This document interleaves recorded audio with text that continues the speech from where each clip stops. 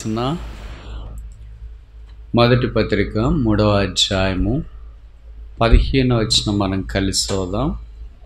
చదవగలిగిన వాళ్ళు బిగ్గరగా స్పష్టంగా చదవండి.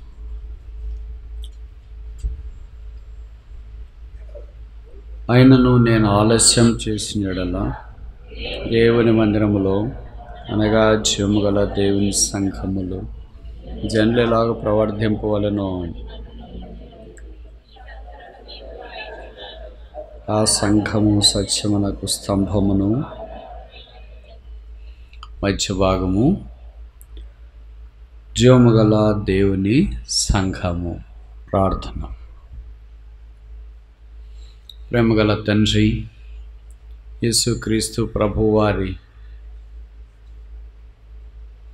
అసమానమైన నామమున, అద్వితీయమైన నామమున, అపూర్వమైన నామమున, అతి శ్రేష్టమైన నామమున, అమూల్యమైన నామమున గల్లే ప్రార్థన మందిర ఆవరణంలో మీ పాదాల దగ్గర కూర్చుండే అవకాశము మీరు మాకు దయచేసినందుకు స్తోత్రాలు చెల్లిస్తున్నాం.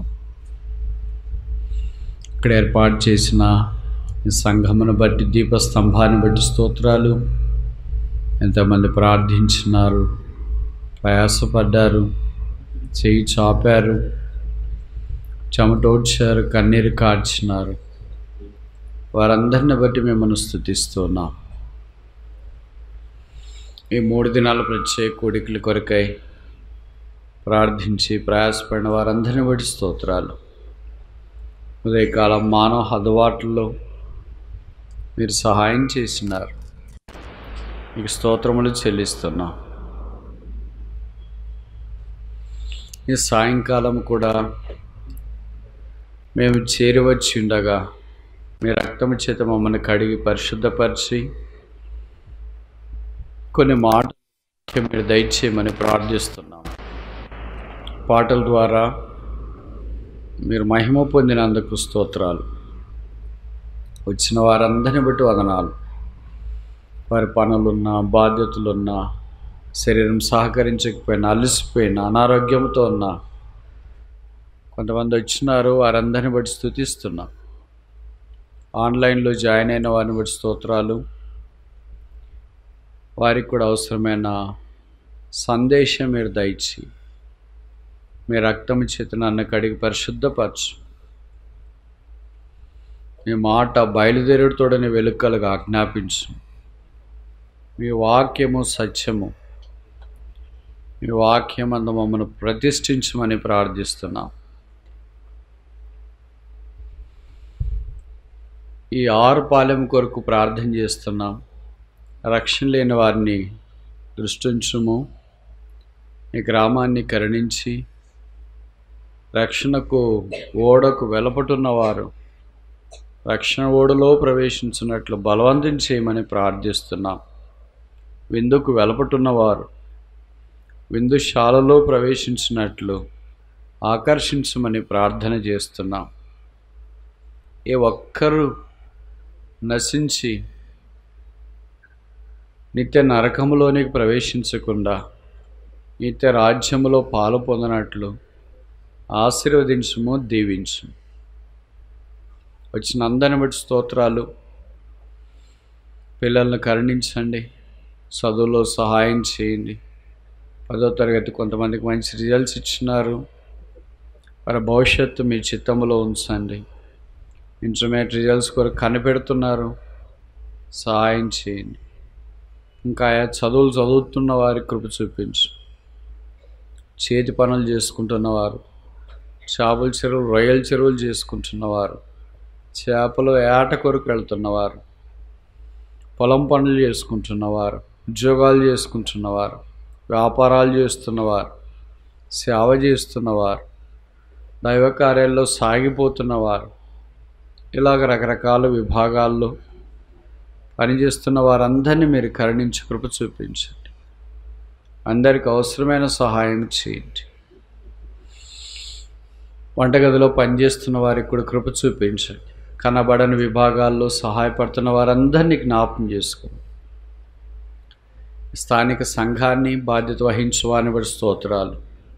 అలాగే దైవ సేవకులు మీ దాసుడు టైటస్ గారి కుటుంబాన్ని బట్టి స్తుతిస్తున్నాం. వారికి కూడా అవసరమైన మేలు సహాయం చేయండి. మీ ప్రజల ప్రార్థన భూమి మీద నిలువబడి వారికి ప్రీతికరమైన పరిచర్య చేయనట్లు మీ రక్తము చేత నన్ను కడిగి పరిశుద్ధపరిచి నా నోట మాటలు ఉంచండి, నా గొంతుకంత తాకండి. మీ వాక్కు బయలుదేరుతోడని వెలుగు కలిగించినట్లు చేయండి. నీ వాక్యమే సత్యం, నీ వాక్యమే శరణ్యం, నీ వాక్యమే జీవం, నీ వాక్యమే దేవుడు. ఆ ఎరుక మేము కలిగి జీవించినట్లు వీలు కల్పించు. యేసు ప్రభు నామమున స్తుతించి ప్రార్థిస్తున్నాము తండ్రి, ఆమెన్.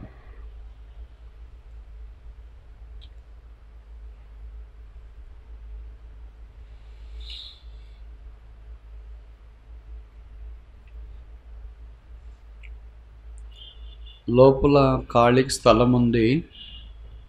ఎవరైనా లోపల కూర్చోవాలనుకుంటే లోపలికి రావచ్చు. నాకు లోపల కంటే బయట బాగుందంటే మీ స్వేచ్ఛను మేము గౌరవిస్తున్నాం. దగ్గర కూర్చున్నాలనుకున్న వాళ్ళు లోపలికి రావచ్చు, దూరం కూర్చోవాలనుకున్న వాళ్ళు మీరు దూరంగానే కూర్చోవచ్చు. మీ స్వేచ్ఛను కూడా మేము గౌరవిస్తున్నాం. అందరినీ గౌరవించాలని మా అభిలాష. వీలైనంత దాకా మిమ్మల్ని గౌరవించడానికే ప్రయత్నం చేస్తాం. పౌలు అపోస్తలుడు దేవుని మందిరం అనగా దేవుని సంఘంలో ఆయన విశ్వాసం ఉంచిన వారు ఎలాగ ప్రవర్తించాలో జీవించాలో వారికి ప్రబోధించడానికి, తిమోతిని ప్రోత్సహించడానికి పత్రిక రాశాడనే విషయం మనకు తెలుసు. దేవుని మందిరము అనంటే ఈక్వల్ పెట్టి జీవము గల దేవుని సంఘము అని రాశారు. కానీ జీవము గల దేవుని సంఘములో ప్రవర్ధన చాలా ప్రాముఖ్యం. బోధ కాదు, మిగతా కార్యక్రమాలు కాదు, అన్నిటికంటే ప్రాముఖ్యమైనది ప్రవర్ధన అని. అందుకే ప్రసంగి 5:1 మనం చూచాం, నీవు దేవుని మందిరమునకు పోవున్నప్పుడు నీ ప్రవర్ధన జాగ్రత్తగా ఉండాలి. ప్రవర్ధన 2 రకాలు. మొదటిది ఏంటి? మంచి ప్రవర్ధన. రెండవది ఏంటి? చెడ్డ ప్రవర్ధన. కొంతమందిని మనం చూసినప్పుడు విశ్వాసులు మంచోళ్ళు అంటాం, కొంతమందిని చూసినప్పుడు వీళ్ళు మంచోళ్ళు కాదు చెడ్డోళ్ళు అని అంటాం. మనం మంచోళ్ళ కాదా? మంచోళ్ళు అంటే మరి ఎలాగుండాలా? ఈ తిమోతి పత్రికలో 5 మంచి విషయాలు పరిశుద్ధాత్మ దేవుడు ప్రస్తావించినాడు. అవి చూడటానికి మనం ప్రయత్నం చేస్తాం. మొదటిది తిమోతికి వ్రాసిన మొదటి పత్రిక 1వ అధ్యాయం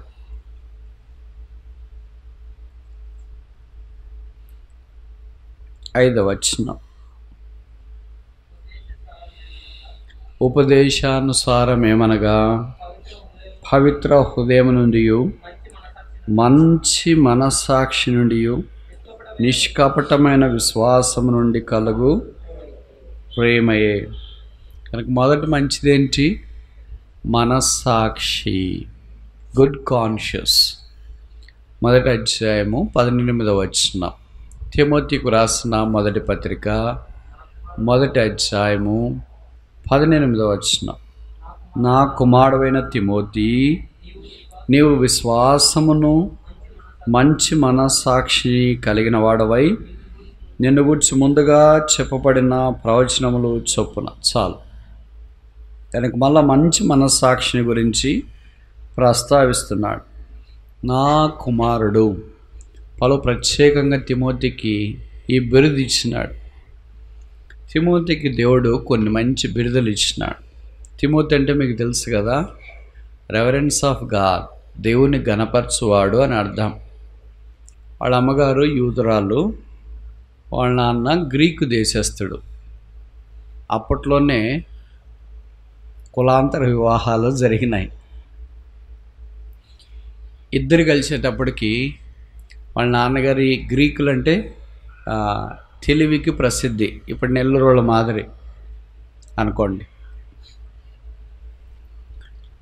గ్రీకులు అంటే తెలివికి ప్రసిద్ధి, యూదులు అంటే మతనిష్ట, వైరాగ్యం, భక్తి, దీనికి ప్రసిద్ధి. కనుక ఇద్దరిని కలుపుకోండి అంటే తిమోతికి దేవుడు వాళ్ళిద్దరి ద్వారా ఇచ్చినాడు కదా. ఇప్పుడు తిమోతిలో ఏమున్నాయి? 2 ఉన్నాయి. మొదటిది ఏంటి? వాళ్ళ నాన్నగారు తెలివి ఉంది. రెండవది ఏంటి? వాళ్ళ అమ్మగారి భక్తి ఉంది. అందుకని మన పిల్లలకు కూడా మనది ఏమైనా రావాలంటే ఏదో ఒకటి ఉండాలి. ఇట్లాంటివి చెడ్డవి కాదు, మంచివి. అందుకని కొంతమంది మన పిల్లలు చూసినప్పుడు అన్నీ మీ నాన్న మాదిరి మంచి బుద్ధులు వచ్చినాయిరా అంటారు, అన్నీ మీ అమ్మ మాదిరి మంచి బుద్ధులు వచ్చినాయిరా అంటారు. మంచిగుంటే పర్లేదు అమ్మ నాన్నని గురించి పొగిడితే, కానీ వేరుగా మాట్లాడితే చాలా ఇబ్బంది. ఈ తిమోతిని నా కుమారుడు అనే బిరుదుతో పౌలు సత్కరించినాడు. చాలా తక్కువ మందికి ఈ పదం వాడాడు. నాకు తెలిసి తిమోతికి ఒక్కటే అనుకుంటా. ఎంత ప్రియమైన వాడో చూడండి తిమోతి. ఆత్మీయమైన కుమారుడు, యేసుక్రీస్తు ప్రభు సువార్త ద్వారా కన్న కుమారుడు, అరుదైన బిరుదు. కొత్త నిబంధనలు ఒకటే ఒకడికి బిరుదు వాడినారు. ఏంటి ఆ బిరుదు? ఏంటి ఆ బిరుదు? నేను చెప్పాను కదా, టీచర్కి ఉన్న ఒక చెడ్డ అలవాటు ఏమంటే తక్కువ ప్రిపేర్ అయింటాడు, ఎక్కువ ప్రశ్నలు అడుగుతాడు. ఇక్కడ ఎవరైనా టీచర్లు ఉంటే బాధపడొద్దండి. అందుకే మీకు ఎందుకు టీచర్లు ఎక్కువ ప్రశ్నలు అడుగుతారని అనుమానం వస్తుంది కదా. అనుమానం నివృత్తి చేయాలంటే తక్కువ ప్రిపేర్ అయి ఉంటారు, గంటసేపు లాగాల, కనుక ప్రశ్నలు ఎక్కువ అడుగుతారేమో. అంతేనా? వాళ్ళకి ప్రశ్నలు అడగడము అలవాటు, సరదా. సరే, ఇప్పుడు నేను కూడా టీచర్ కనుక ప్రశ్న ఏంటంటే, కొత్త నిబంధనలో ఒకడికి బిరుదు వాడబడింది. ఏంటా బిరుదు?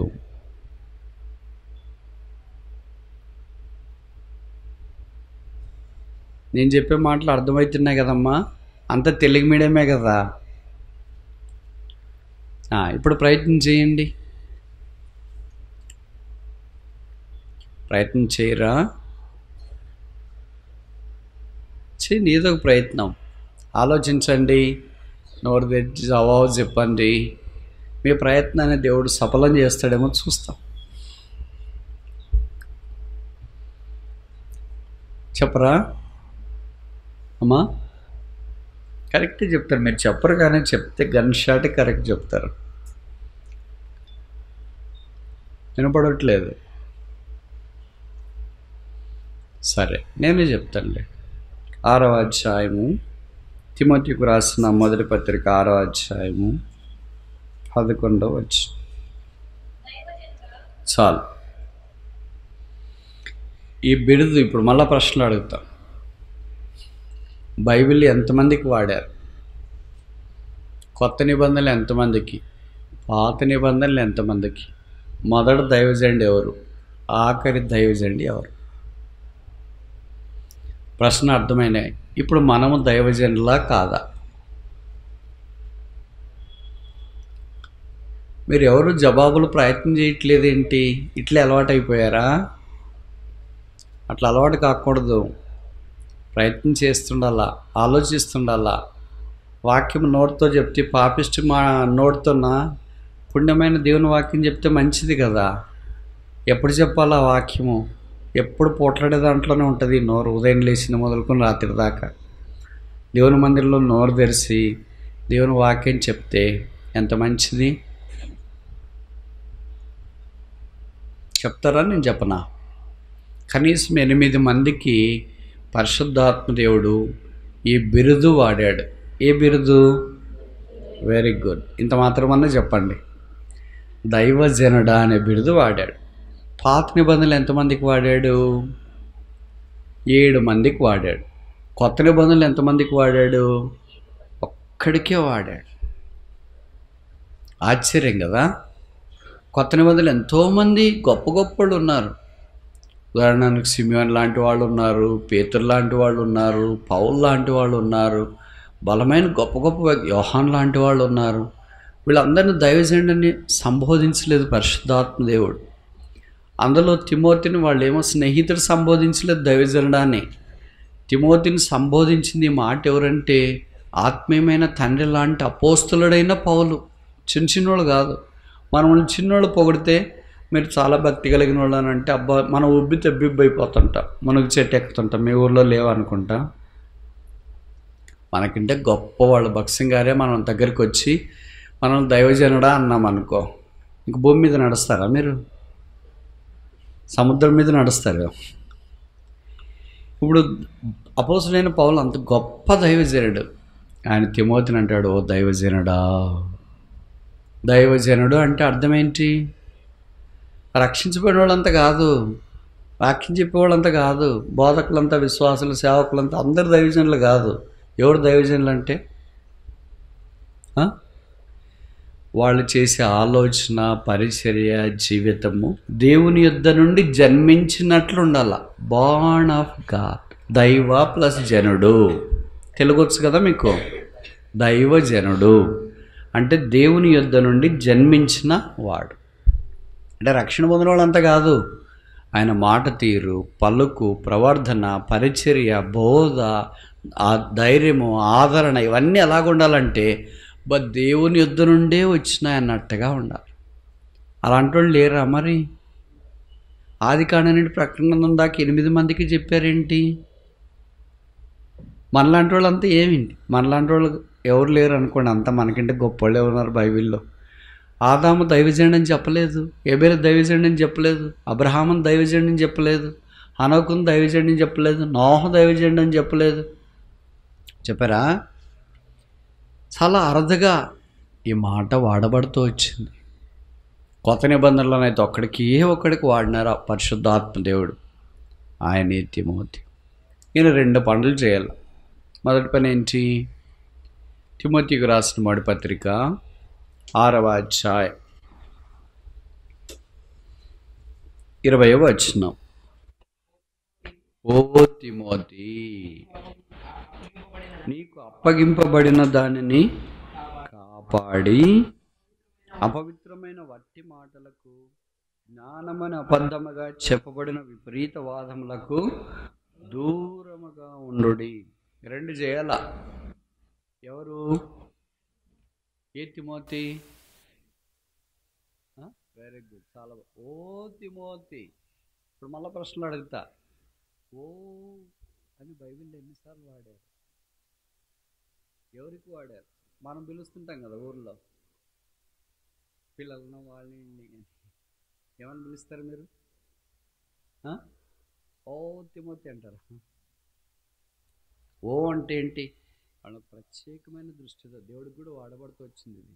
ఓ గాడ్, ఓ దేవా. అలాగే దేవుడు మనుషులకు కూడా వాడాడు. ఓ తిమోతి. ఇది ఎన్నిసార్లు వాడారు బైబిల్లో? ప్రతిదీ అట్లే. మనం అరటిపండు వలిసినట్లు ఉండాలా, నారింజ అదేంటి దానిమ్మ పండు వలిసినట్లు ఉండాలా. వాక్యం ఊరికే చదివితే అలాగ ముందుకు వెళ్ళిపోతే ఈరోజు అయిపోయింది అని అనుకునేటట్టుగా కాకుండా దైవ వాక్యాన్ని తిమోతికి పౌలు అన్నాడు కదా, అది బోధించడానికి సామర్థ్యం కలిగినట్లుగా విరిచి వడ్డించాలని కోరబడుతున్నాం. ఎన్నిసార్లమ్మా? సరే, నేనే చెప్తాను లేండి. మీరు ఏం చెప్పొద్దండి, ఈరోజు రేపు వినండి, మళ్ళీ తర్వాత మర్చిపోద్దండి. 17 సార్లు 17 times ఓ ఓ ఓ అని కొత్త నిబంధనలో వాడబడుతుంది. ఓ అంటే ఒక ప్రత్యేకము. ఓ అమ్మాయి, ఓ అబ్బాయి, ఓ బ్రదర్. బ్రదర్ అంటానికి ఓ బ్రదర్ అంటానికి తేడా. ఓ బ్రదర్ అంటే ఏమని అర్థం? నిన్నే పిలిచేది, నువ్వు అటు ఇటు చూస్తున్నావేమో అని. కనుక ఓ తిమోతి, ఓ దేవుని గణపరచువాడా, దేవుని ద్వారా గణపరచబడినవాడా, నువ్వు 2 చేయాలా. ఏం చేయమంటారు? మొదట నీకు అప్పగించిన దాన్ని కాపాడు, డిఫెండ్. ప్రభు మనందరికి కొన్ని అప్పగించాడు, దాన్ని మనం ఏం చేయాలంటే కాపాడుకోవాలి. మనకి తలాంతలు ఇచ్చిండొచ్చు, ఈవులు ఇచ్చిండొచ్చు, కుటుంబం ఇచ్చిండొచ్చు, వాక్యోపదేశం ఇచ్చిండొచ్చు. దాన్ని మనం డిఫెండ్ చేయాలి, కాపాడుకోకపోతే ఇప్పుడు మీకు దేవుడు పొలాలు ఇచ్చినాడు, ఇల్లు ఇచ్చినాడు. ఎవరి నుంచి ఈ పొలం మాది, ఇల్లు మాది అంటే సరే తీసుకుపోబ్బా, కరెక్ట్ సమయానికి వచ్చినావు అంటారా మీరు? అమ్మా, ఎంత తక్కువ చెప్తే అంత మంచి. దాన్ని కాపాడుకోవడానికి ఎంత ప్రయత్నం చేస్తాం. ఈ పొలం మీద, ఈ ఇల్లు మీద, ఈ సైకిల్ మీద, ఈ బండి మీద, అసలు ఇది మాది తెలుసునా అని దాన్ని పూర్వోత్తరాలతో నుండి ఆరంభిస్తా. కనుక మందేని తెలిసినప్పుడు మనం దాన్ని కాపాడుకోవటానికి శతవిధాల ప్రయత్నం చేస్తాం. ఇప్పుడు ప్రభు మనకు కూడా విశ్వాసం ఇచ్చినాడు, రక్షణ ఇచ్చినాడు, ఆత్మ ఇచ్చినాడు, కృపావరాలు ఇచ్చినాడు, వాక్యం ఇచ్చినాడు. ఇవన్నీ మనం ఏం చేయాలంటే కాపాడుకోవాలి. మనమేమనుకుంటామంటే దీని గురించి కాపుదల మనకు ఉండదు. బంగారము, ఇంట్లో డబ్బులు, వస్తువులు, చెప్పులు, మొబైల్ ఫోను ఇంకా భద్రంగా ఉన్నాయా లేదా దీని గురించి అంట. చివరిలో ఎవరన్నా బైబిల్ ఆడుంటుందిలే, ఎక్కడ పోద్ది, దాన్ని ఎవరు తీసుకుపోతారు. విశ్వాసం అక్కడ ఉంటుందిలే, దాన్ని ఎవరు తీసుకుపోతారు. నిరీక్షణ అక్కడ ఉంటుందిలే, దాన్ని ఎవరు తీసుకెళ్తారు. దీర్ఘశాంతము అక్కడ ఉంటుందిలే, దాన్ని ఎవరు తీసుకెళ్తారు. ఆత్మీయమైనది ఎవరు తీసుకెళ్ళరని మనం అనుకుంటాం. ఎందుకని ఉంటే కదా తీసుకెళ్ళటానికి. బహుశా లేదేమో, కానీ తిమోతిలో ఉంది. అందుకే నీకు కలిగిన దానిని నీవు కాపాడుకో. తర్వాత రెండోది ఏం చేయాలా? కింద వరుసలో రాయబడింది, జ్ఞానమని అబద్ధముగా చెప్పబడిన విపరీత వాదములకు దూరముగా ఉన్నాం. డిపార్ట్. మనం ఇలాంటి దానికి చెవులు కోసుకొని వింటాం. ఇంకా చెప్పు, ఇంకా చెప్పు, అంతేనా, ఇంకా చెప్పు అంట. వేరే వాళ్ళ మీద చెడ్డగా చెప్పడము, అబద్ధాలు చెప్పడము, అజ్ఞానంగా మాట్లాడము, లోకం కాని విధానాల్లో మాట్లాడితే మనకు వినాలంటే ఎంతో ఆశ కలుగుతుంది. పౌలు అంటాడు తిమోతికి, ఓ తిమోతి, అలాంటి దానికి దూరంగా పారిపో. కనుక మనం కూడా ఈ రెండు విషయాలు చేయాలి. మొదటిది ఏంటి? మనకు అప్పగించబడిన దాన్ని కాపాడుకోవాలి. ఏం అప్పగించబడింది? ఆత్మీయంగా రక్షణ, విశ్వాసము, దీర్ఘశాంతము, దయాళత్వము, ఆత్మఫలం అంతా అప్పగించబడిన దాన్ని మనం కాపాడుకో. రెండోది ఏం చేయాలా? జ్ఞానమని అబద్ధంగా చెడు మాటలన్నీ మాట్లాడి కాని కార్యాలన్నీ చెప్పేవారికి దూరంగా వెళ్ళాలి. ఈ రెండు చేసిన వాడు దైవజనుడు అవుతున్నాడు. ఆయన అపోస్తలుడైన పౌలు యొక్క ఆత్మీయమైన కుమారుడు అవుతున్నాడు. ఆయనకి ఇప్పుడు ఏమొచ్చిందంటే మంచి మనస్సాక్షి కలిగిన వాడుగా ఉన్నాడు. ఇది సంఘంలో మంచి మనస్సాక్షి కలిగి ఉన్నటంటే, కొంతమంది రక్షణ పొందిన తర్వాత మనస్సాక్షి వాత వేయబడి ఉంటుంది. వాళ్ళకి ఇంకేం పని చేయదు. అంటే వాళ్ళు స్టేజ్ దాటి సాతాను చేతిలోకి వెళ్ళిపోయారు. వాళ్ళు రక్షణ పొందినప్పుడు ఇంతకుముందు ప్రార్థన చేయకపోతే మనస్సాక్షి గద్దించేది, వాక్యం చదవకపోతే మనస్సాక్షి గద్దించేది, దేవునికి సమయం ఇవ్వకపోతే గద్దించేది, దేవుని ప్రజలతో ఏదైనా అబద్ధం చెప్తే గద్దించేది. ఇప్పుడు అలాగా గద్దించట్లేదు అనుకో, ఏమని అర్థం అమ్మా? మనస్సాక్షి వాత వేయబడింది. ఇక నీకు దేవునితో సంబంధము లేదు. అయినా మందిరంకి వస్తున్నావు, అయినా కార్యక్రమాల్లో పాల్పొందుతున్నావు. దీన్ని ఏమంటారంటే మతము అంటారు. మంచి మనస్సాక్షి కాదు. మతము కళ్ళకి బయర్లు గమ్మిస్తుంది, మత్తనిస్తుంది. అందుకని ఇదే అనుకుంటా ఉంటా. అది కాదు కావాల్సిన దేవుడికి. మనస్సాక్షి. ఒక చిన్న పొరపాటు చేసినప్పుడు, తప్పు చేసినప్పుడు, ఇది ఎందుకు ఇలాగ చేశానా అని నీ మనసులో మెదులుతుండాలా. అలాగ మెదిలితేనే దేవునితో సంబంధంలో ఉన్నట్లు.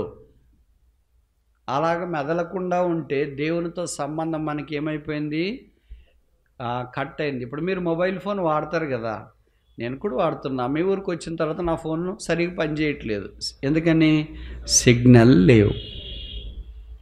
మీకు బాగా పనిచేస్తాయి. ఎందుకని? మీకు సిగ్నల్ బాగా పనిచేస్తాయి.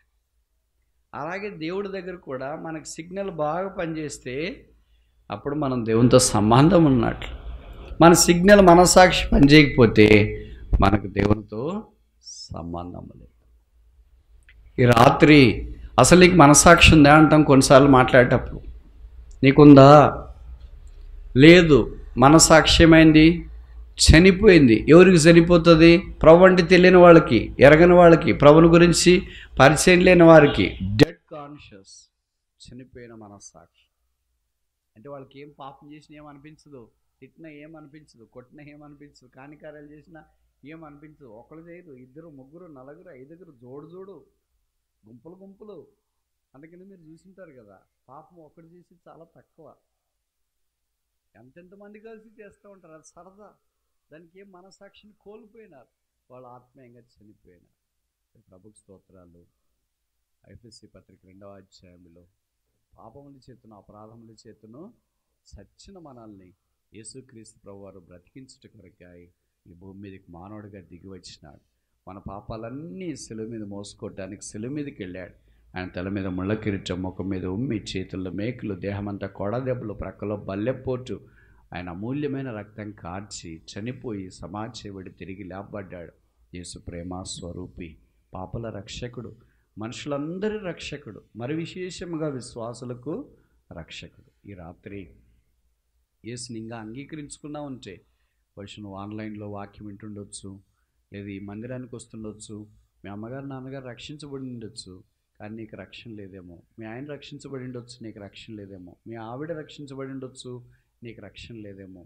నువ్వు రక్షణ పొందాలంటే యేసు ప్రభు యొక్క శిలువ దగ్గర, యేసు ప్రభువా నీవు నా రక్షకుడు అని నమ్ముతున్నాను, నా పాపాలు క్షమించు, నా జీవితాన్ని మార్చు, నన్ను నీవు పరలోక రాజ్యంలో చేర్చుకో. ఈ చిన్న ప్రార్థన నీ జీవితాన్ని మార్చివేస్తుంది. దినాలు ఎలాగొస్తాయో తెలియదు, ఎవరే అంతం ఎలాగుంటుందో తెలియదు. ఇప్పుడు బాగున్నప్పుడు అంతా బాగున్నాం, జరిగిపోయేటప్పుడు అన్నీ బాగుంటాయి. జరగనప్పుడు, పరిస్థితులు ప్రతికూలంగా అయినప్పుడు, అనారోగ్యం ఉన్నప్పుడు, అయ్యో అంత చిన్న అమ్మాయికి ఇలాగ జరిగిందా, అంత చిన్న వయసులో అబ్బాయికి ఇలాగ వచ్చిందా, మనకి ఆశ్చర్యం కలిగిస్తుంది. ఆ తర్వాత వాళ్ళు మన కళ్ళు ఎదుట కనపడకుండా లేకపోతే, అయ్యో మరణం ఇలాగొచ్చిందా. మరణానికి పక్షపాతం లేదు.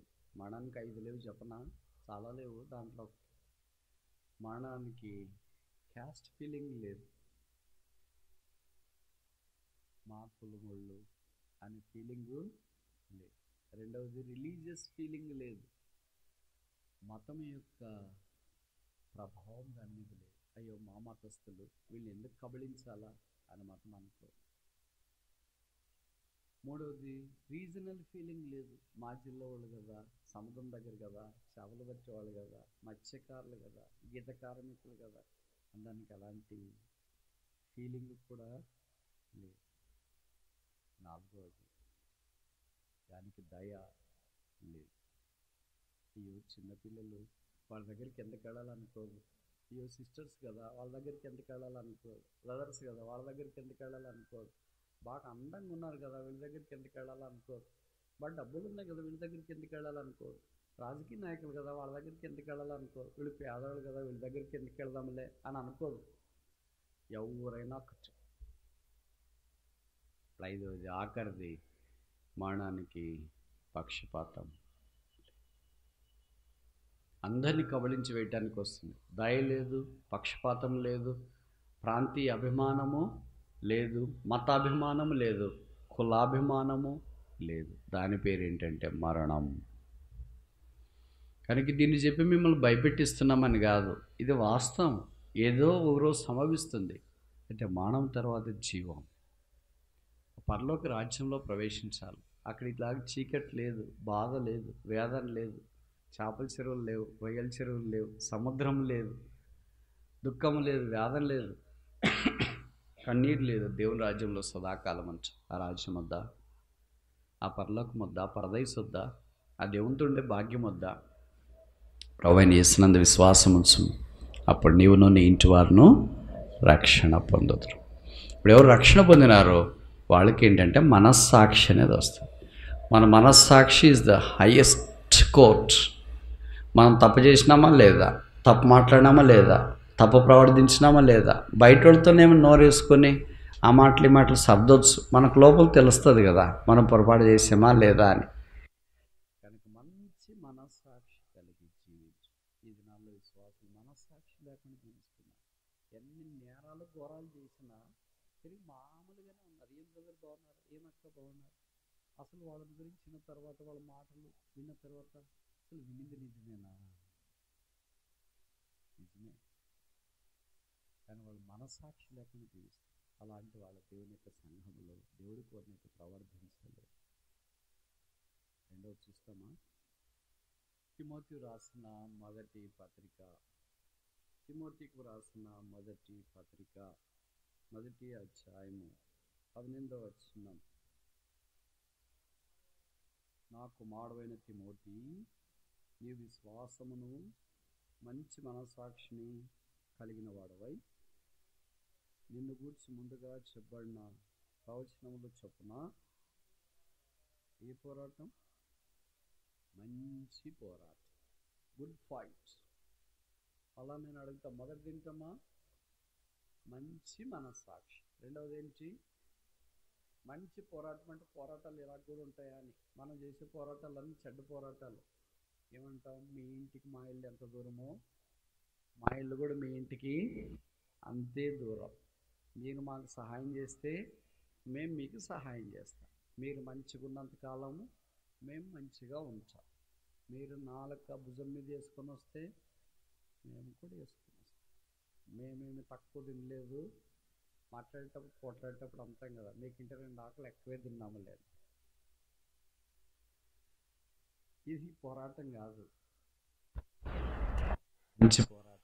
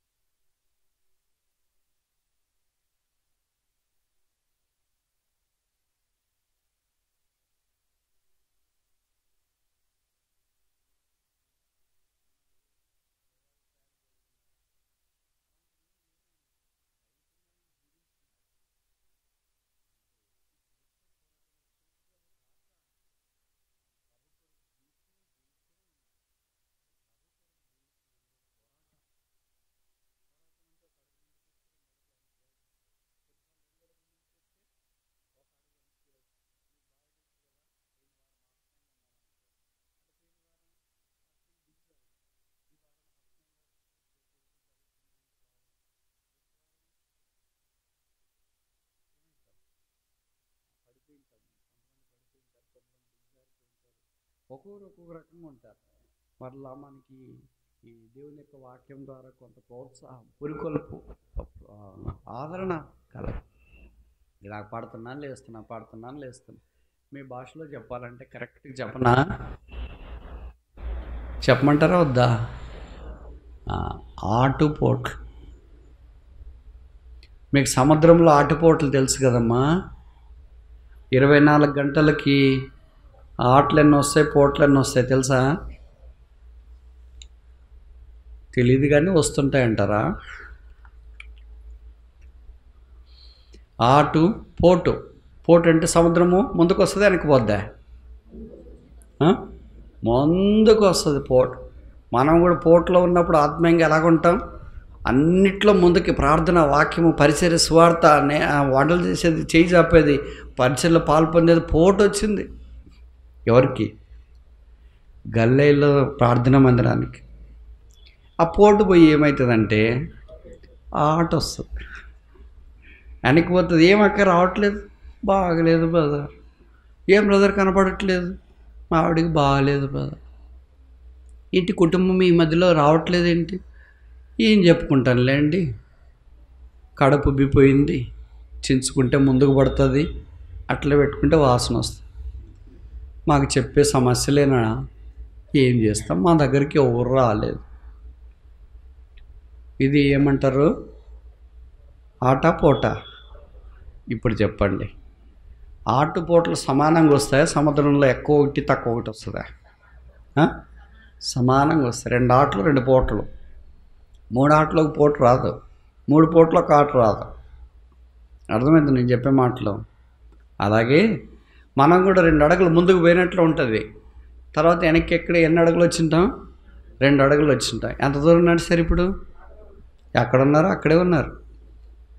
నడిచినట్లు అనిపిస్తుంది, నడిచినాం కానీ మరలా వెనక్కి వచ్చినాం. కనుక ఈ ఆత్మీయమైన పోరాటాలు వెనకని చేయకూడదు. చేతగా అనుకోకూడదు. సాతానుడు వచ్చి ఏం చెప్తాడు? మీలాంటి వాళ్ళకి ఎక్కడవుతుంది అక్క, మీరు ఏదో చేతి పనులు చేసుకునేవాళ్ళు, చేపలు పట్టేవాళ్ళు సముద్రంలోకి పోతారు, ఎన్నో పనులు చేపలు పట్టేసి వస్తారు. మీకు ఎక్కడైతుంది క్రైస్తవం వాళ్ళు ఏదో అనుకుంటా ఉన్నారని. మీరేం చెప్పాలి సాతానికి? నేను ఇట్టి చెప్తానే ఉండు, కానీ బైబిల్ ఏంటంటే వ్రాయబడి ఉన్నది అని చెప్పాలి మనం. యేసుప్రభువు అలాగే చెప్పాడు కదా సైతాన్ దగ్గర మత్తయి సువార్తలో, ఇలాగూ వ్రాయబడి ఉన్నది, ఇట్ ఈజ్ రిటర్న్. ఏమని రాయబడి ఉంది? మంచి పోరాటము పోరాడుడి అని వ్రాయబడి ఉన్నది. కనుక నేను పోరాడుతూనే ఉంటా. మీకు కొన్ని పోరాడే జంతువులు తెలుసు కదా, తొందరగా లోబడవు అవి. తెలుసా తెలియదా? పోరాటానికి ప్రతీకైన ఒక జంతువు పేరు చెప్పండి. ఇప్పుడు ముంగిసు పాము రెండు స్టార్ట్ చేసినాయి అనుకో, ఏది పోరాడుతుంది బాగా? ముంగిసు పోరాడుతుంది.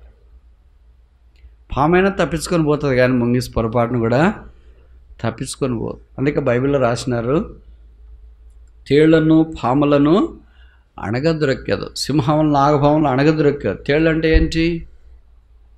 ఏంటమ్మా? తెలుగు అర్థమవుద్ది కదా మీకు, మరి చెప్పట్లేదేంటి? ఎప్పుడు చూడలేదా? రాత్రిపూట ఇప్పుడు ఎందుకులేండి బ్రదర్ అవి అంటారా?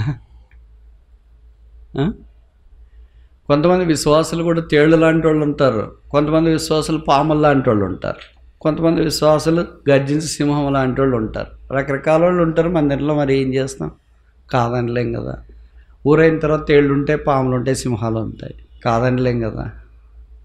తేలంటే ఏంటి?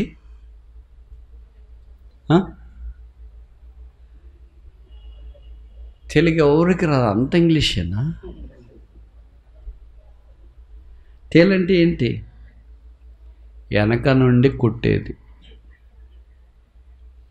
బయట బాగుంటారు, అగే అన్నా అక్క అసలు మీలాంటి వాళ్ళే లేరక్క, అన్నా మీలాంటి వాళ్ళే లేరన్నా, అసలు మీరే అన్నా, మీరే అక్క, ఏం పాటలు పాడతారు, ఏం వాక్యం చెప్తారు, ఏం పిల్లలకి చెప్తారు, అబ్బాబ్బాబ్బాబ్బా ఏం చెప్తారన్న, మా ఊర్లో ఊరు లేరన్నా అని ముందు తేలు మాదిరి ఎర్రగా ఉంటారు. తర్వాత మెల్లగా వెనక్కిపోయి ఏం చేస్తారు? ఆయన ఉపయోగం లేదు, ఆమె ఉపయోగం లేదు, అన్న అంతే, ఆవిడ అంతే, ఉపయోగమే లేదు. ఈ తేలు పని అది ముందు చేయదు, ఏం చేస్తుంది? వెనకే చేస్తుంటారు. ఇక్కడ కూడా కొంతమంది తేళ్ళు ఉన్నాయి, వాళ్ళ ముందు చేయరేది, ఏం చేస్తారు? వెనకే. ఎక్కడికి వెళ్ళినా నేరుగా వచ్చి చెప్పొచ్చు కదా, బ్రదర్ మీరు ఇలాగో, అక్క మీరు ఇలాగో అని. అటు చెప్పరు వాళ్ళు. తేలు మాదిరి వెనకే కుడతా ఉంటారు. రెండోది పాము. దానికి ముందు విషయం ఉంటుంది, ముందు బాగా ఉన్నట్లే ఉంటుంది, ఎత్తుగా ఉన్నట్లు ఉంటుంది, మనతో మాట్లాడుతున్నట్లే ఉంటుంది, కానీ ఎప్పుడు కాటేస్తుంది. ఎక్కడికి కాటేస్తుంది? కాళ్ళకే కాటేస్తుంది. నడవకూడదని దాని ఉద్దేశం. అందుకే బైబిల్లో రాయబడింది, రోమాపత్రిక 16వ అధ్యాయం అనుకుంటు, సమాధానకర్తకి దేవుడు సాతానును అంటే సర్పమును మీ కాళ్ళ క్రింద శీఘ్రముగా చిదగదొక్కించును. కనుక పాములున్నా తేళ్ళున్నా సింహంలు ఉంటే, అంటే ఈ సింహం అంటే ఇది నోరు ఉంటుంది కానీ దీన్ని కరిసేకుండా దాన్ని ఏంటి కూరలు పీకేసి ఉంటారు. అట్లా కొంతమంది ప్రధానికి వచ్చి గొడవ చేసి ఏమనుకున్నాను నేనంటాను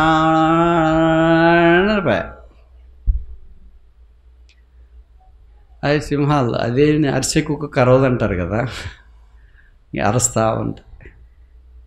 అయితే ప్రభు కొరకు సాక్షులుగా జీవించేవారు పావురం వలె నిందారహితులుగా నిష్కళంకమైన వారుగా దేవుని ఆత్మ కలిగి నడిపించబడేవారుగా జీవించాలి. ఇప్పుడు ఇన్ని చెప్పాను కదా, మీరు కరెక్ట్గా జవాబు చెప్తానంటే నేను ఒక ప్రశ్న అడగమంటారా? Very good. ఇప్పుడు జవాబు చెప్పండి. వీటన్నిటిలో మనం దేనికి పోలికగా ఉన్నాం? అడగండి అంటారు కదా. మరి వేరేది ఏమో అనుకున్నాం బ్రదర్, ఇది అడుగుతారు అనుకోలేదు. మనం తేల, పామ, గర్జించు సింహమా, దేవుని స్వరం వినే పావురమా, నిష్కళంకరాల నా పావురము, నిష్కళంకరాల సుందరవతి ప్రాణేశ్వరి అని సంఘాన్ని గురించి, పావురాన్ని గురించి పరిశుద్ధాత్మ దేవుడు పరమగీతంలో ప్రకటించిన సంగతి మనకు తెలుసు. సరే మరి జవాబు చెప్పండి. శనివారం అబద్ధం చెప్పొద్దు, దేవుని మందిరంలో వాస్తవం చెప్పండి. నేను చెప్పనా మీరు చెప్తారా? నేను చెప్పమంటారా మీరు చెప్తారా? అది కూడా చెప్పలేరా? మీరే చెప్పండి బ్రదర్ అని. వెరీ గుడ్, నేనే చెప్తా. పావురం తప్ప అన్నీ మనమే కాదా? మీరేమనుకుంటారు? పావురాళ్ళు అనుకుంటారు కదా, ఆ రాళ్ళు కాదు. ఒకసారి తేలు మాదిరి ఉంటాం, ఒకసారి పాము మాదిరి ఉంటాం, ఒకసారి గర్జించు సింహం వలె ఉంటాం, రకరకాలుగా ఉంటాం. పావురం వలె తప్ప. ఇది సంఘములో ప్రవర్తించే ప్రవర్తన కాదు. జీవము గల దేవుని సంఘములో జనులలాగా ప్రవర్తించాలో 2 విషయాలు చూసిన. మొదటిది ఏంటి? మంచి మనస్సాక్షి. రెండవది ఏంటి? మంచి పోరాటం. మూడవది చూస్తామా? తిమోతికి రాసిన మొదటి పత్రిక, తిమోతికి రాసిన మొదటి పత్రిక 4వ అధ్యాయం 6వ వచనం. 4వ అధ్యాయం 6వ వచనం. ఈ సంగతులను సహోదరులకు వివరించిన యెడల నీవు అనుసరించు వచ్చిన విశ్వాస సుబోధ సంబంధమైన వాక్యముల చేత పెంపారచు క్రీస్తు యేసునకు మంచి పరిచారకుడు అయి ఉంటుము. కనుక 3వ సంగతి ఏంటంటే ప్రభుకు దాసులముగా పరిచారకులముగా ఉండడం అనేది ప్రాముఖ్యం. పరిచారకుడు అంటే పనిచేయవాడు అని అర్థం. మన ఇంట్లో పనిచేసేవాళ్ళు అంటాం కదా, అలాగే ప్రభు ఇంట్లో పనిచేసేవాళ్ళము ఎవరు? మనమే పరిచారకులము అని. ప్రభు ఇంట్లో పనిచేసేవాళ్ళు ప్రభు చెప్పినట్లు వినాలా లేదా? ఇప్పుడు మన ఇంట్లో పని అమ్మాయి వచ్చింది అనుకోండి, మీరేమంటారు? నెల్లూరు జిల్లాలో తెలియదు, కస ఊడ్చేది, పాత్రలు తోమేది, అదే పదాలేనా వాడేది? ఓకే. ఇల్లు శుభ్రం చేసేది, బూజు దులిపేది, బాత్రూంలు అన్నీ శుభ్రం చేసేది. వెళ్ళి వస్తానమ్మా అంటే అన్నీ అయిపోయినాయా? అయిపోయినాయమ్మా, పని అంతా అయిపోయింది అంటే సరే వెళ్ళిరా అంట. కొంతమంది మనం కస ఊడ్చమని చెప్పాం, మనకు ఆడొడుస్తాము, బాగలేదు, చేయి నొప్పిగా ఉంది అన్న. ఇల్లు కడిగి ఏం కడుగుతామని చేత కావట్లేదు అన్నారు. బూజు దులిపినామని దులపలేకపోతున్నానమ్మా అని. రోజు అలాగే చెప్తున్నావు కదమ్మా, ప్రతిరోజు నిన్న వచ్చినావు అలాగే చెప్పావు, ఈరోజు వచ్చినావు అలాగే చెప్పి, మరి ఎందుకు వచ్చావంటే టీ తాగిపోదామని వచ్చినాం అని అన్నారు అనుకో. అప్పుడు మీరు ఆ పని అమ్మాయిని మంచిదమ్మా రోజు వచ్చి టీ తాగిపోతుండ అంటారా? ఏమంటారు? ఇంకా నాలక భుజం మీద వేసుకుంటారా లేదా? వేసుకుంటారా లేదా? ఏంటమ్మాయి డబ్బులు ఉరికి వస్తావు అనుకుంటున్నావా? బాగలేకపోతే రాకుండా రెస్ట్ తీసుకో, ఇంట్లో విశ్రాంతి తీసుకో. ఇక్కడ దాకా వచ్చేసి నాకు ఆ ఊడ్చలేను, బూజు దులపలేను, ఇల్లు దూడ్చలేను, పాత్రలు శుభ్రం చేయలేను, ఏం చేయలేను, టీ తాగిపోవటానికి వస్తున్నానంటే కావాలంటే టీ అక్కడే ఇస్తానులే. ఎంత దూరం వచ్చిన తర్వాత పని చేయాలి కదా, మనం దబాయిస్తాం కదా, పని చేయించమనుకుంటాం కదా. కొంతమంది వాళ్ళు వెనకే తిరుగుతుంటారు పని చేస్తారా లేదా అని. ఐగుప్తులో దాసులుగా ఉన్నప్పుడు వాళ్ళు వెనకే తిరిగినారు, ఇటుకలు కాలుస్తున్నారా లేదా, గడ్డి తెచ్చుకున్నారా లేదా, వేరే వాళ్ళని ఇటుకలు కూడా వీడు తెచ్చుకొని లెక్క చూపించి. అక్కడ కూడా కొంతమంది మన మాదిరి తెలివైన వాళ్ళు ఉంటారు కదా. మీరు ఒక 10 ఇటుకలు తయారు చేసి ఉంటారు, నేనేం చేయలేదు అనుకో, 10 ఇటుకలు నా దగ్గర తెచ్చుకునేది మొదట నాకు లెక్క చూపించేది 10 చేసినాను. వెళ్ళిపోయి వేరే వాళ్ళు లెక్క చూస్తున్నప్పుడు ఇదిగోమ్మాయి నీ దగ్గర తెచ్చిన 10 ఇటుకలు తీసుకో, నువ్వు కూడా లెక్క చూపించు. అది నాకు లెక్క, నీకు కూడా లెక్క. అలాగ చేస్తారేమో అని ఐగుప్తీయులు ఇశ్రాయేలు దాసులు చుట్టున్నారు. అందుకే వాక్యంలో చెప్పబడింది, మీరు ఐగుప్తులో దాసులై ఉంటారని మరచిపోవద్దు. మనం ఎవ్వరికి దాసులు కాదు, మనకి ఎవ్వరు దాసులు కాదు, మనం ప్రభువుకు పరిచారకులము. ఎలాంటి పరిచారకులు? మంచి పరిచారకులు, నమ్మకమైన పరిచారకులు. ఏం చెప్తే అది. కొంతమంది పని అమ్మాయిలు ఉంటారు, నేను కూడా చూసిన. ఎంత మంచుల్లో వాళ్ళు ఎంత నిశ్శబ్దంగా వాళ్ళ పని నమ్మకంగా చేసిపోతారు. వాళ్ళ ఇంట్లో ఉదయాన్నే 7కి రమ్మంటే కరెక్ట్ 7కి వస్తారు. ఇల్లంతా శుభ్రంగా, మనకింటే బాగా. మనమైనా కింద ఇది ఏం ఊడుస్తానులే అనుకుంటాం, వాళ్ళు ఊడ్చి పైన ఊడ్చి అంతా ఊడ్చి ఏం ఊడుస్తానులే అమ్మాయి బాగాలేదు కదంటే ఉండనమ్మా బూజు పడుతుంది కదా, వారంకి వస్తారైనా పైన పోసి తుడుస్తారని మనకే చెప్తారు. రోజు మార్చి రోజు ఇల్లు కడుగుతారు, ఫినైల్ వేసి బట్టలు ఉతికేస్తారు, బాత్రూమ్లు శుభ్రం చేస్తారు. అన్నీ ఇంత కష్టపడుతున్నామంటే చేయాలి కదమ్మా, తప్పదు కదమ్మా. వాళ్ళని చూస్తే కడుపు తరక్కపోతుంది. అలాంటి వాళ్ళు కొంతమంది ఉంటారు. కొంతమంది ఉన్నారు. మా ఊర్లో కూడా మా ఇంట్లో పని అమ్మాయి ఉంటుంది. మా వాళ్ళు ఇంటుంటారేమో.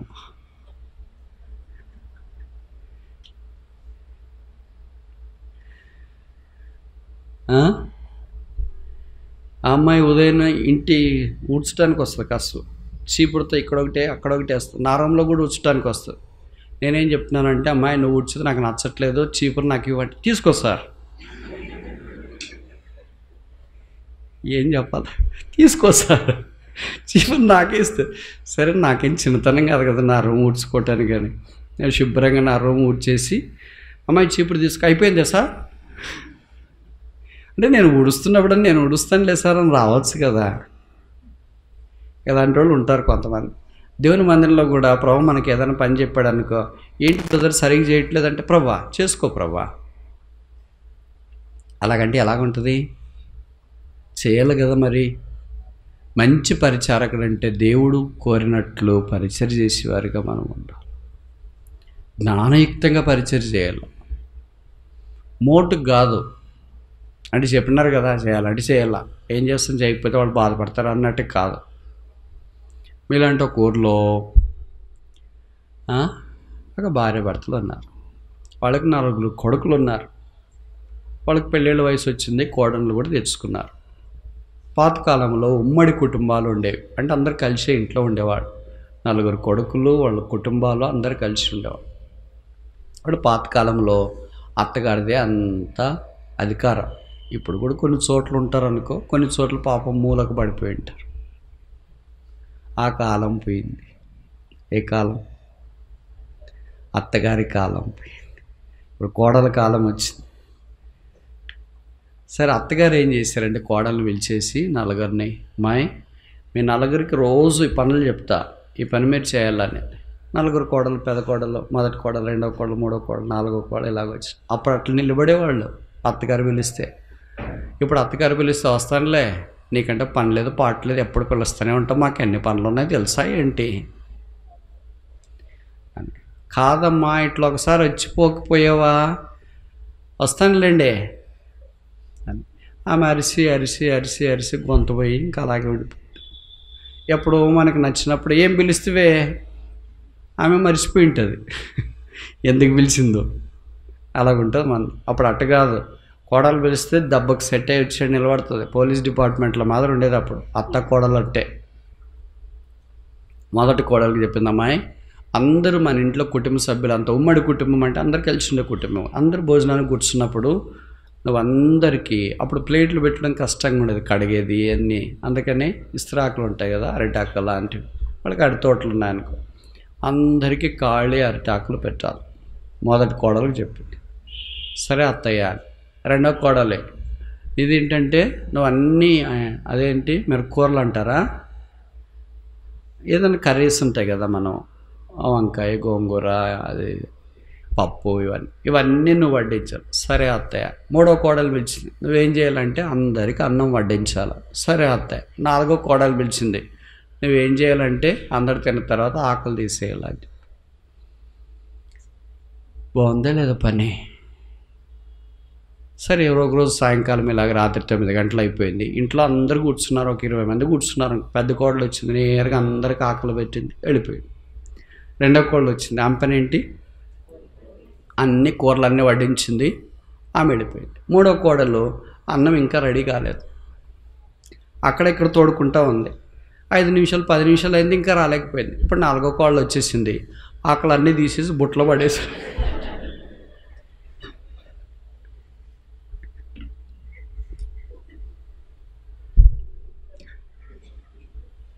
అర్థమైందా మీకు? ఇప్పుడు వచ్చింది ఎవరు? వెరీ గుడ్, భలే చెప్తారు మీరు కరెక్ట్గా. అత్త వచ్చిన అందరు ఖాళీ కూర్చున్నారు. పెద్ద కోడలు పిలిచింది, ఏదో ఒక పేరు అనుకో, షారా. ఏంటమ్మాయి? అత్తయ్య చెప్పండి.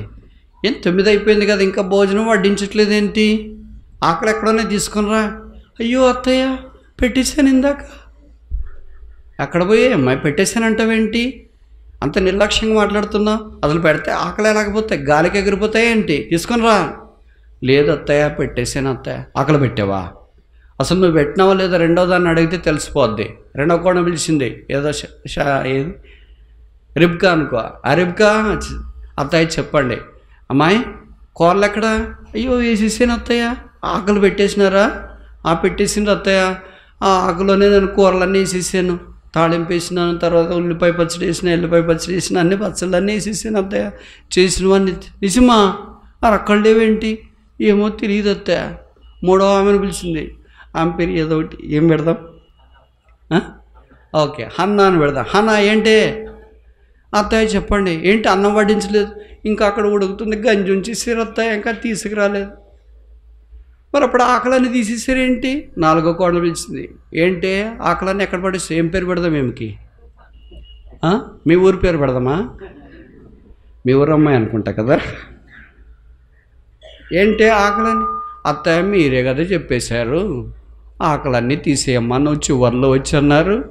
నేను వచ్చిన అన్నీ ఆకలి ఉంటే ఖాళీగా ఎందుకు, ఇదంతా బాగలేదని అన్నీ తీసి ఇప్పుడే ఏమంటారు దాన్ని, దిబ్బ అంటారా, చెత్త కుప్పలో పడేసి వచ్చాను అత్తయ్య, తీసుకురమ్మంటారా? ఎట్లాంటి దాన్ని కట్టుకున్నాను ఇంటికి. అసలు చిన్న కోడలు అంటే ఎంత చురుకుగా ఉండాలి, ఎంత తెలివిదైంది ఉండాలా. ఇట్లాంటి కోడలు పడ్డావేంటే నువ్వు నెల్లరమ్మాయి కాదు కదా, అవునా కాదా? నువ్వు తెలివైన అమ్మాయి కాదు. నేను ఏం చెప్పానో తీసేయమని చెప్పారు కదా అత్తయ్య, అందుకే తీసేసాను. మరి నేను ఎప్పుడు తీసేయమని చెప్పాను? ఎప్పుడు? అన్నం తిన్న తర్వాత. నువ్వు ఎప్పుడు తీసేసావు?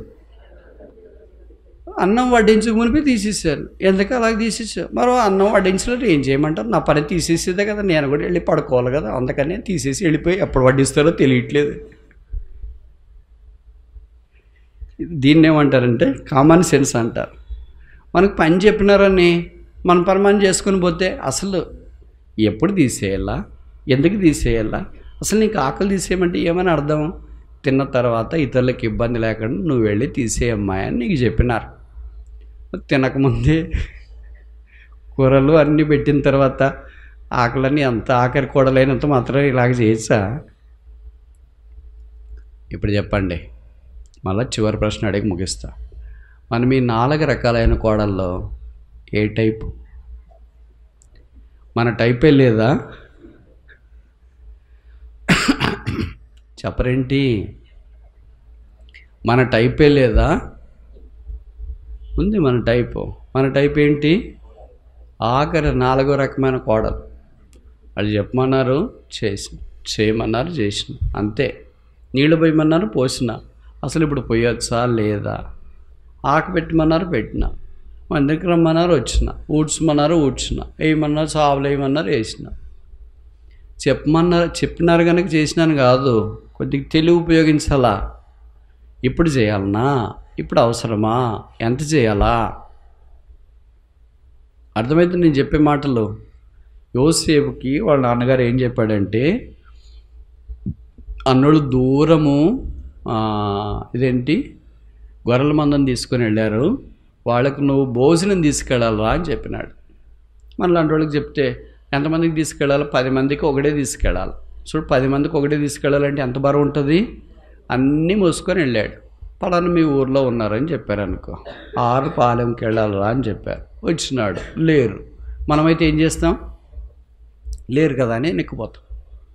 యోసేపు అలాంటి చెడ్డ పరిచారకుడు కాదు, మంచి పనివాడు. అందుకనే 6 పాలెంలో వాళ్ళని అడిగినాడు, ఈ 10 మంది గొర్రెలు కాస్త వచ్చినారు కదా, వాళ్ళు ఎక్కడికి వెళ్ళారు అని. అప్పుడు వాళ్ళు చెప్పారు, ఇట్లే ఒంగోలు వైపు వెళ్ళారు బాబు అని. అట్లనా అని ఇది మళ్ళీ 10 మందికి అవసరమైన భోజన సామాగ్రి అంతా సిద్ధపరచుకుని వాళ్ళ దగ్గరికి వెళ్ళాడు. పోనీ వాళ్ళు ఏమైనా గౌరవించినారు, వచ్చినాడు కదా అని పూలదండలు వేసి శాలువాలు కప్పి సత్కారం చేశారా? దూరం నుండి కలలు కానీ వాడు వస్తున్నాడు అని పట్టుకున్నారు, బాధించినారు, గోతులో వేసినారు. వాళ్ళలోనే మనస్పర్ధలు వచ్చినాయి. ఒకడు అన్నాడు, రే మనతో తోబుట్టుని గోతులు ఎందుకు వేయడం రా, ఇలాగ వ్యాపారస్తులు వచ్చేస్తున్నారు అమ్మేస్తామన్నారు, గోతులో నుండి బయటికి తీసినారు, అమ్మి వేసిరి. ఒక మంచి పని చేస్తే ప్రతిఫలం ఏంటి? ఇప్పుడు మంచి పని ఎలాగ చేయబుద్ది అయితే మనకి? కానీ అమ్మివేయబడకపోతే ఆయన ప్రధానమంత్రి కాలేడు. అందుకే రోమా 8:28 ప్రకారం దేవుని ప్రేమించు వారికి అనగా ఆయన సంకల్పం చొప్పున పిలువబడిన వారికి సమస్తము మేలు కొరకే సమకూడి జరుగుతున్నవని ఎరుగుదము. కనుక యేసుప్రభు రక్తం ద్వారా కడగబడిన దేవుని సంగమా, మీరు ఎలాంటి పరిస్థితుల్లో ఉన్నా ఎలాగుండాలా? మంచి పరిచారకులై ఉండాలి. సమయం అయిపోయింది కనుక ముగిస్తా. 3 విషయాలు చూసిన. మొదటిది ఏంటి? మంచి మనస్సాక్షి. రెండవది ఏంటి? మంచి బోధ, మంచి పోరాటము. మూడవది ఏంటి? మంచి పరిచారకుడు. నాలుగోది కూడా చెప్పేశా. ఏమని? మంచి బోధ. ఇవన్నీ తిమోతి పత్రికలో రాయబడ్డాయి. మనం కూడా దేవుని సంఘంలో మంచి విశ్వాసాలుగా ప్రవర్తిస్తూ ప్రభువుకి మహిమ తీసుకురావాలని కోరబడుతున్నాం. అలాగ చేయనట్లు ప్రభువు మనకు సహాయము చేయనిగాక. ప్రార్థన.